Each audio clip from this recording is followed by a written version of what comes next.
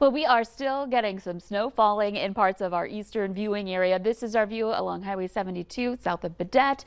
You can see a few of these flakes on the DOT cam and the lowered visibility at times, and also some of that ground drifting going on too with the wind that we still have in play here. So not perfect just yet, and I don't know if we'll get there with the wind staying on the stronger side here today. Here's a look at our visibility. Baudette, one of those areas with the lowest visibility report coming in right now.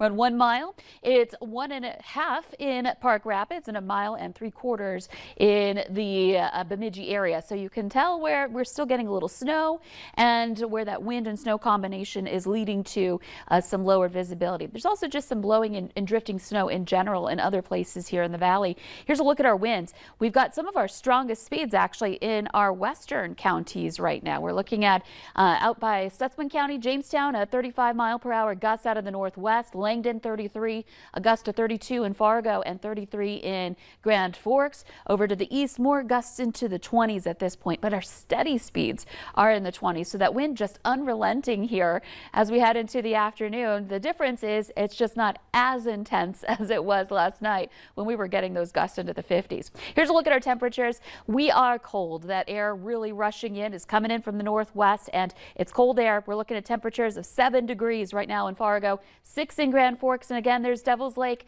below 0 at noon here, at 1 below, and Langdon just 1 above. So a lot of places checking in into the single digits. And a look at our wind chills, some teens below across a good portion of the valley. It feels like 27 below in Devil's Lake. That's getting into that dangerous category. So please make sure that you are bundling up and covering up in those areas if you have to travel today.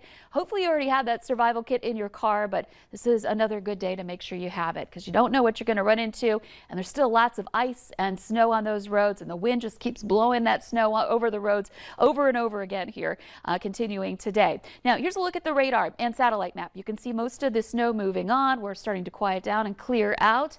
Where you see movement on the map, that's where we have clouds, and then where you see these white or light gray areas, that's where the snowpack is. Fargo, Grand Forks had about 1 inch of snow or so with this event. Some more over to the east. If you've got a snowfall report to pass along, we'd appreciate hearing from you. I know it's hard to measure with all that drifting going on though.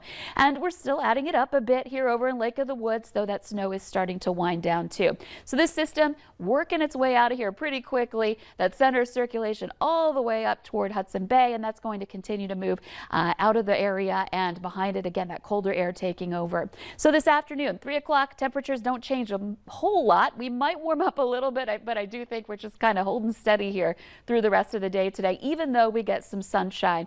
The wind will just continue to drive in that colder air. We're looking at winds gusting into the 20s into the afternoon and evening. And tonight, as our temperatures start to drop and the wind starts to ease up, we're looking at numbers, more places getting to around that 0-degree mark and dropping below that into the overnight hours. So by tomorrow morning, some of us starting off a few degrees below 0, some of us maybe a degree or 2 above, but it's going to be a cold start.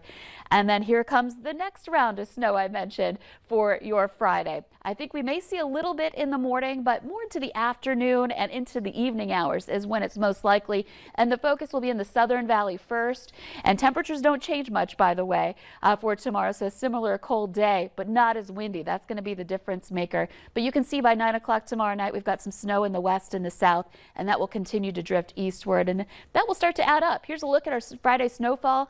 Some places up north, more in that 1-inch range or less. Southern Valley, though, we could get more snow than we saw with this latest system.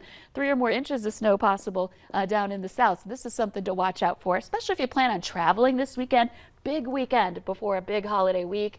And if you're hitting the road, make sure, again, you're ready for some cold. We've got temperatures into the teens for highs on Saturday. Sunday, a little milder. Well, I know I'm traveling. Do you have plans? I am traveling too, so I'm keeping a close eye on that radar for tomorrow because we've got that snow moving through, and it may linger into early Sunday as well, or early Saturday as well, sorry. Well, I do have the app on my phone, yes, right? So I can watch and get your push alerts. And if you're traveling beyond the valley, just set it to follow you, and you can get those alerts here all the way down to Florida or wherever you may be going. That's awesome. Thanks so much, Lisa.